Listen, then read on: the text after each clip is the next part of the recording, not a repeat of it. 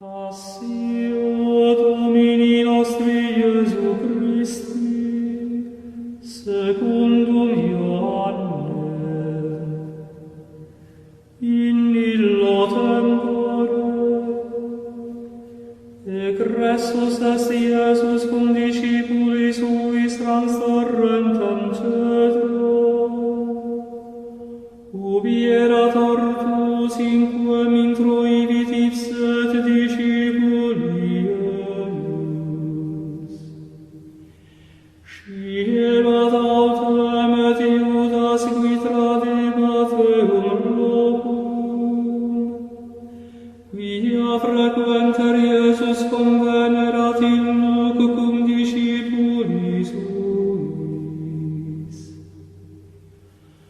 Iudas ergo cum accebis et cohortem, et a pontificibus et Pharisaeis ministros, venit illuc cum laternis et facibus et armis.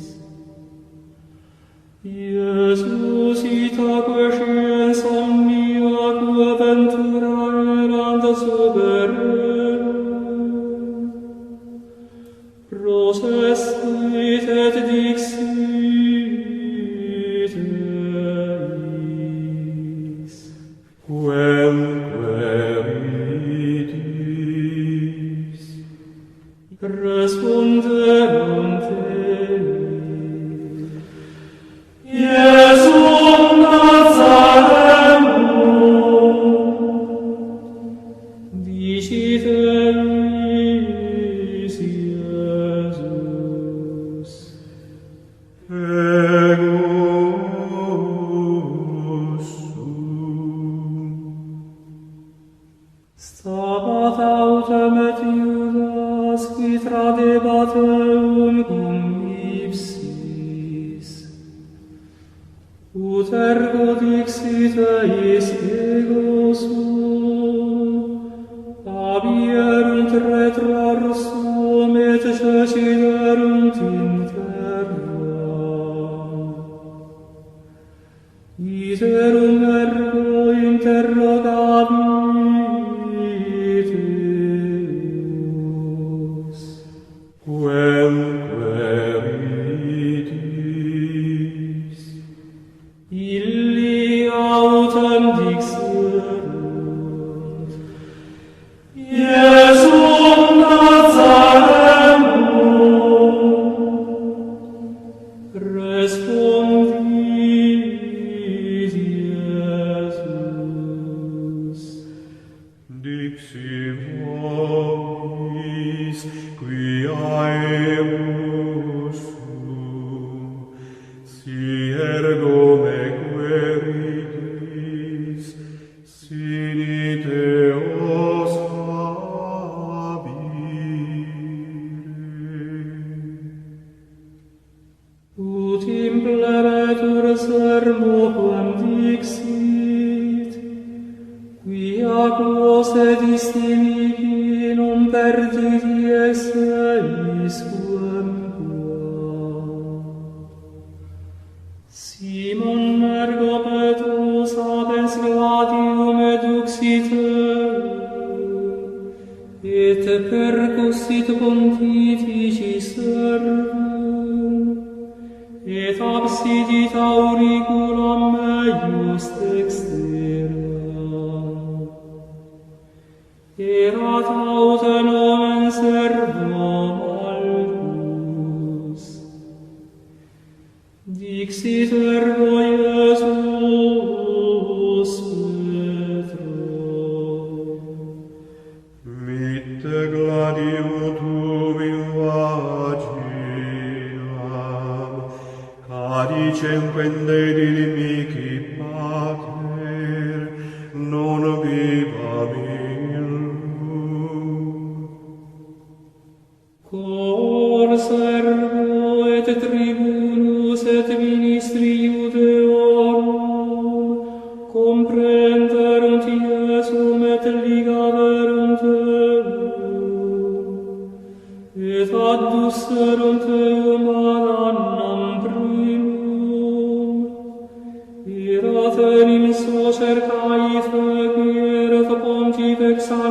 illius. Erat autem Caefas, qui consilium dederat Iudeis, quia expeditorum hominem mori pro populo. Sequebatur autem Iesum Simon Petrus, et alius discipulus.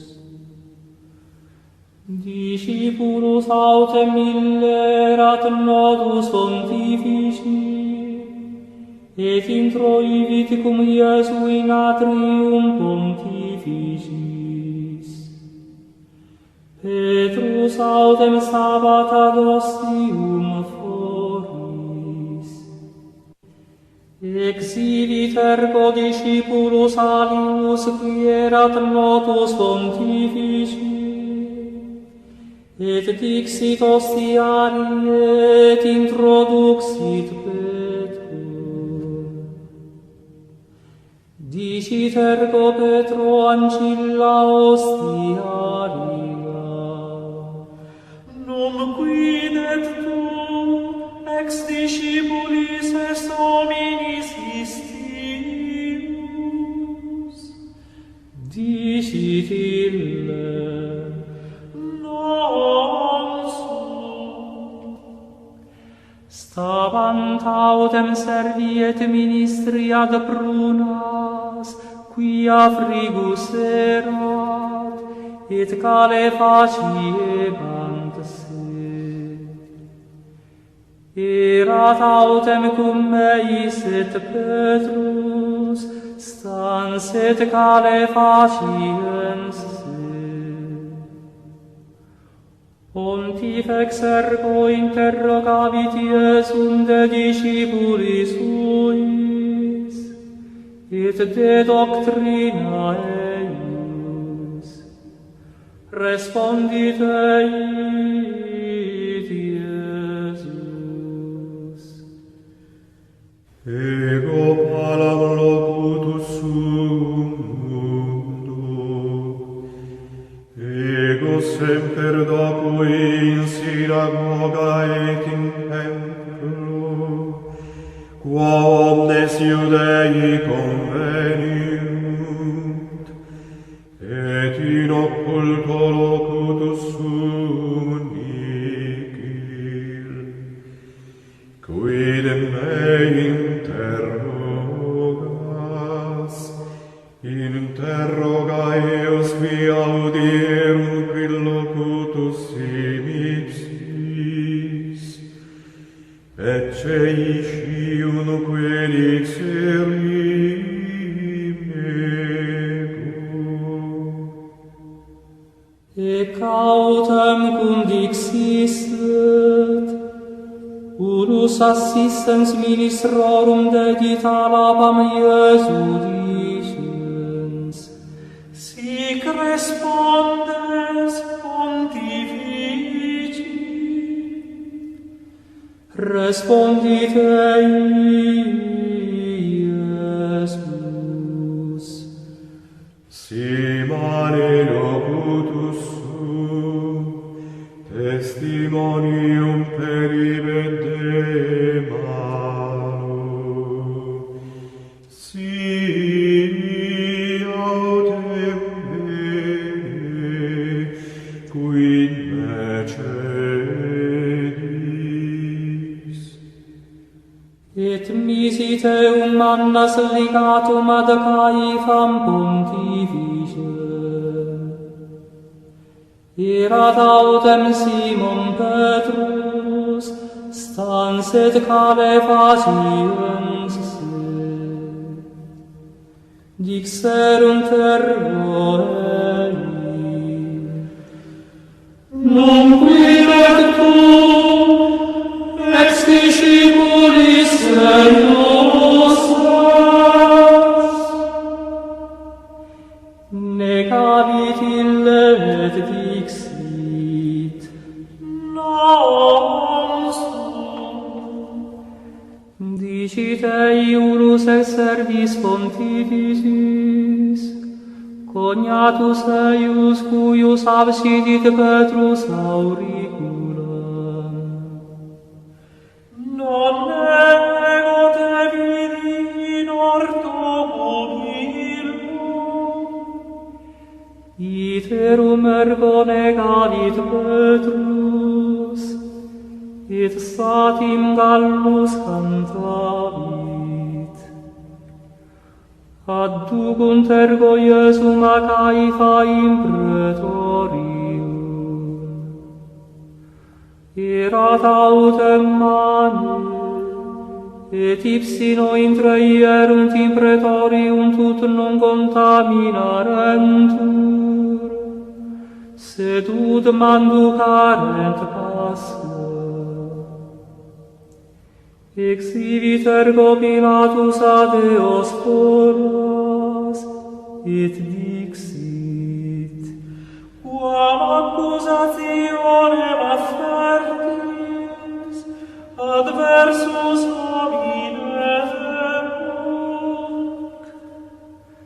Responderunt et dixerunt ei: si non esset malefator, non tibi tradissemus eum. Dixit ergo eis Pilatus: Accipite meum vos, et secundum legem vestram iudicate meum. Dixerunt ergo ei Iudei: Nobis non licet interficere quem quam. Ut sermo Iesu impleretur quem dixit, significans qua morte esset moriturus. Introivit ergo iterum in praetorium Pilatus, et vocavit Iesum et dixit ei: Tu es rex Iudeorum. Respondit Iesus: Patem et ipso hoc dicis, ad alii dixerunt ibideme.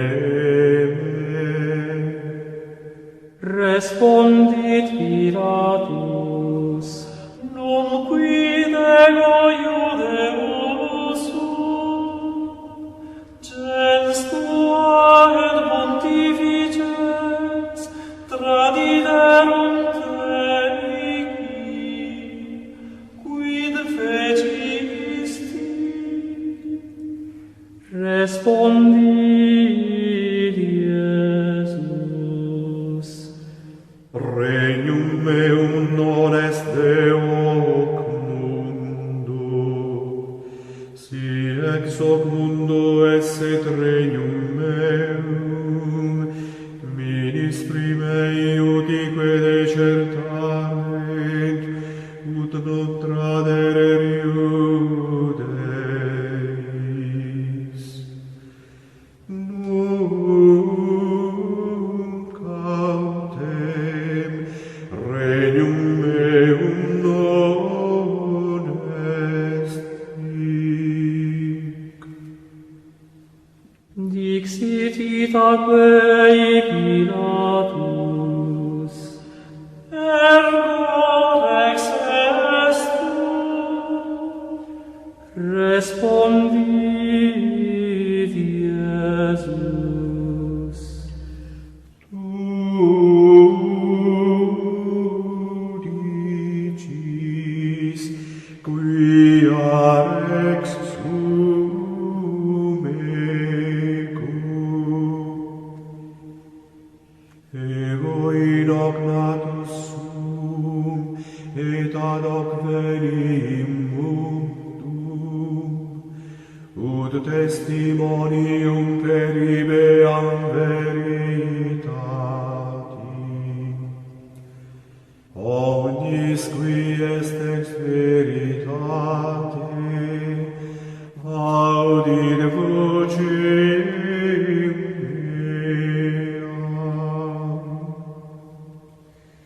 Dicite Pilatus, Quid est veritas?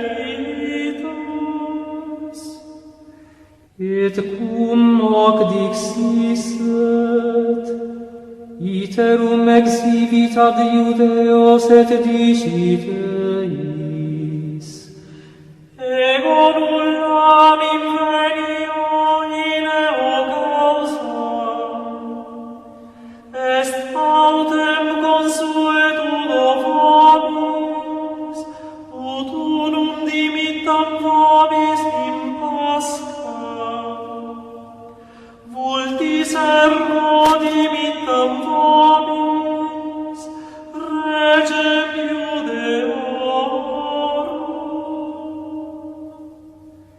clamaverum fervor ursum omnes dicentes, non nunc sed Barabba.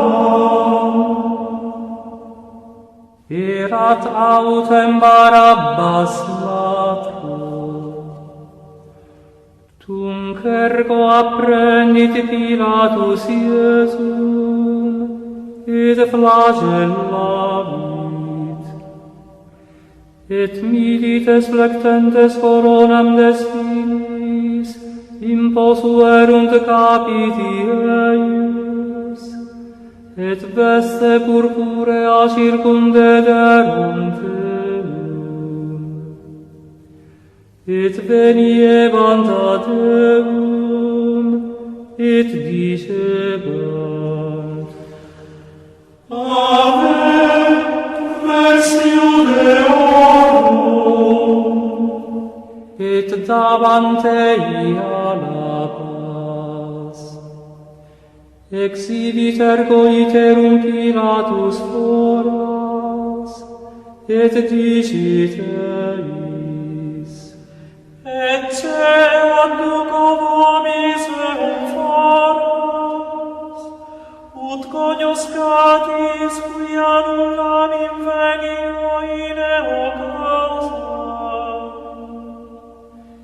exhibit ergo Iesus portans coronam spinea, et purpureum vestimentum, et diciteis, Ecce homo,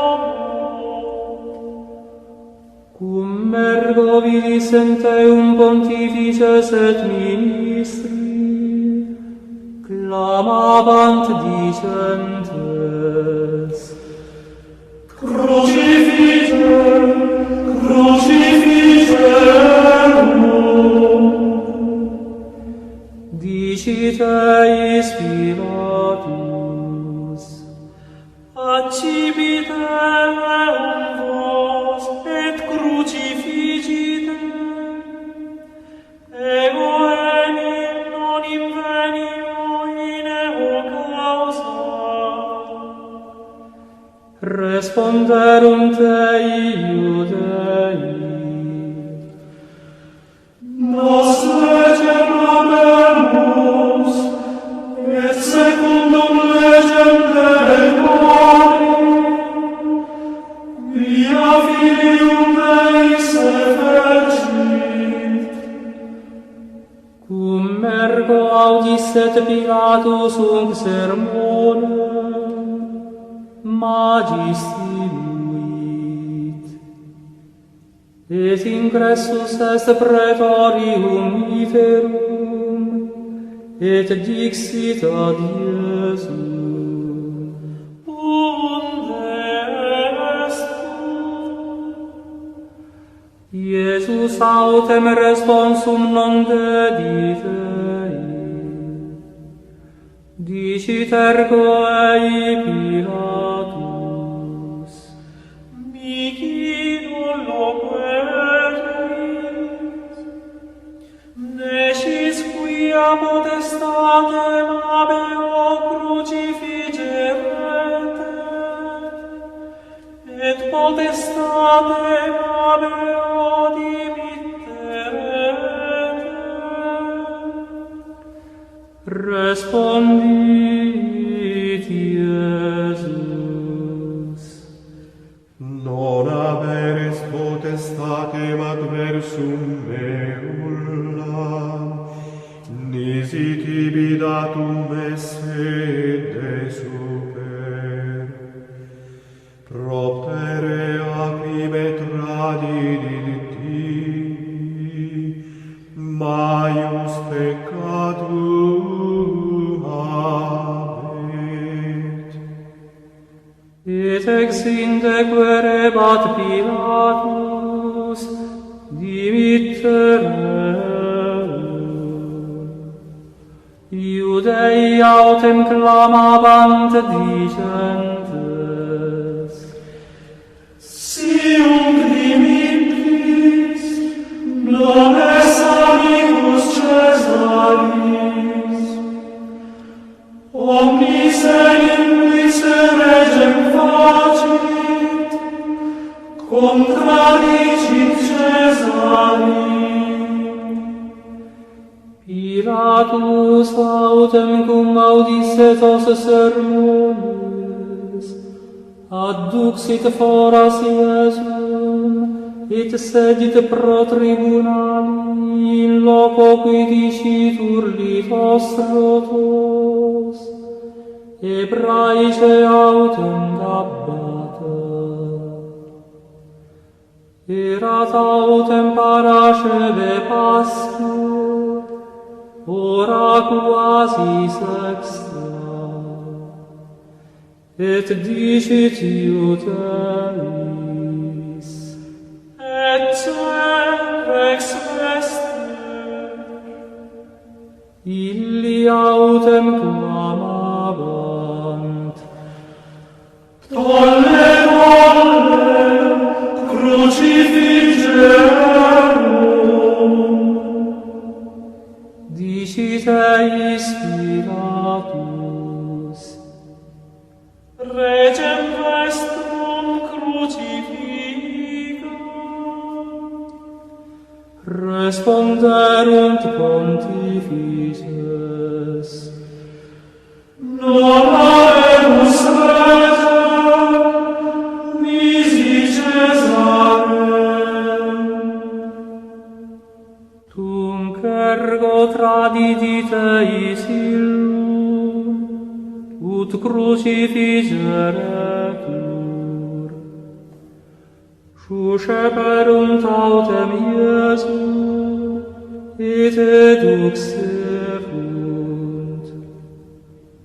Et vaiulans ibi crucem, exhibit in neum qui dicitur Calvarie locum, Hebraice autem Golgotha, ubi crucifixerunt eum, et cum meo alios nuos hinc et hinc medium autem Iesum.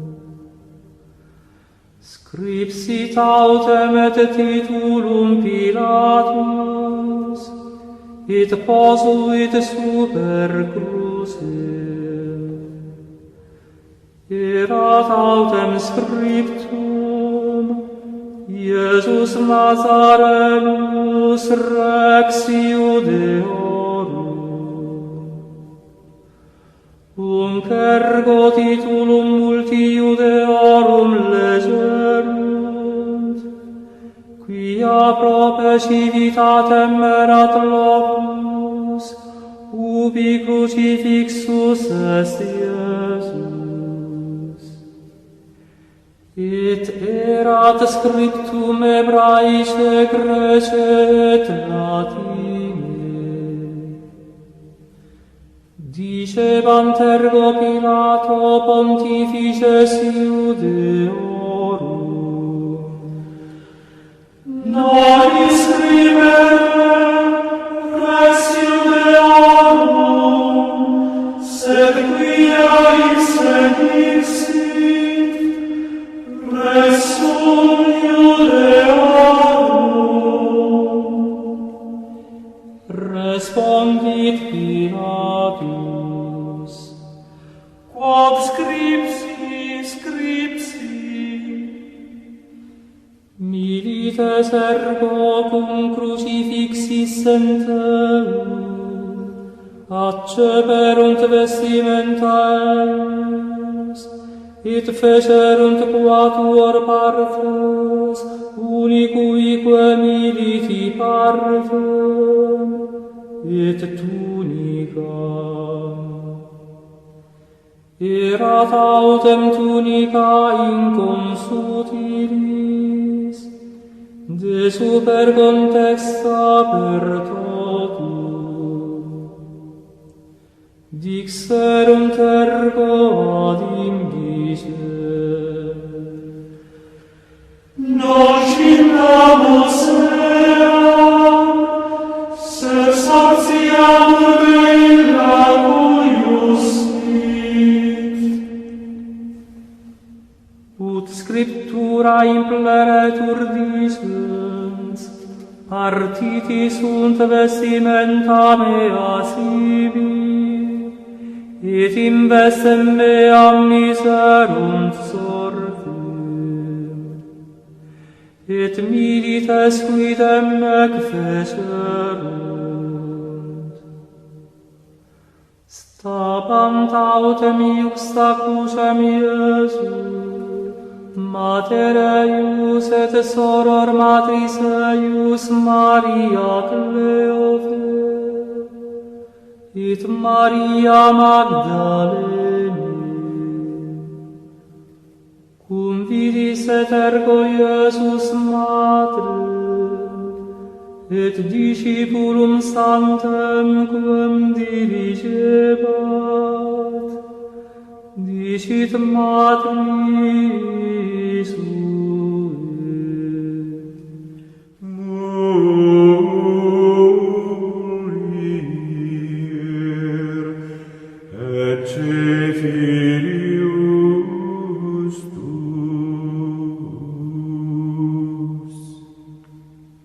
Deinde dicit discipulo,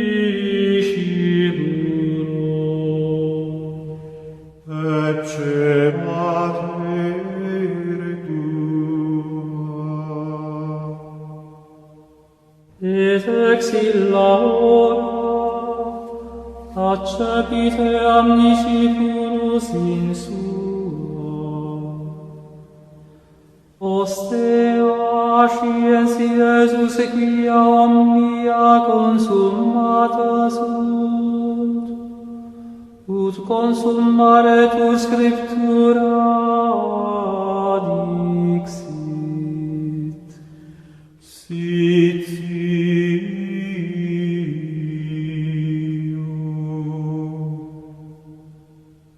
Vas ergo erat positum, aceto plenum. Illi autem sponciam plenam aceto issa circumponentes, obtulerunt orieius. Cum ergo accepisset Iesus acetum dixit. cor summatum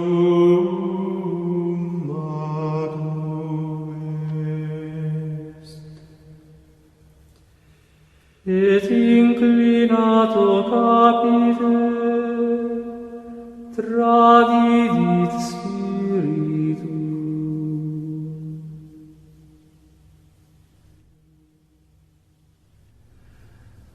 Iudei ergo quoniam paraceverat, ut non remanerent in cruce corpora sabbato, erat enim manius dies ille sabbati, rogaverunt Pilatum, ut frangerentur eorum crura et tollerentur. Venerunt ergo milites, et primi quidem freserunt crura, et alterius qui crucifixus est cum Deo. ad Iesum autem convenissent, ut viderunt eum iam mortum, non freserunt eius crura, sed unus vividum lancea latus eius aberuit, et continuo exhibit sanguis et aqua, et qui vidi testimonium peribuit, et verum est testimonium meius. Et ille scit quia vera dicit, ut et vos credatis. Facta sunt enim nec, ut scriptura impleretur, os non comminuetis ex eo. Et iterum alia scriptura dicit, videbunt inquem transixerunt. Poste causam rogavit Pilatum Iosepha Banimatea, eo quod esset disciplus Iesu, occultus autem propter metum Iudeorum, ut tolleret corpus Iesu. Et permisit Pilatus, venit ergo, et tulit corpus Iesu. Venit autem et Nicodemus, qui venerat ad Iesum nocte primum, ferens mixturam myrrhe et aloes, quasi libra sentum. Acceperunt ergo corpus Iesu, et ligaverunt illud lympheis cum aromatibus, sic ut mos est Iudeis ebedire. Erat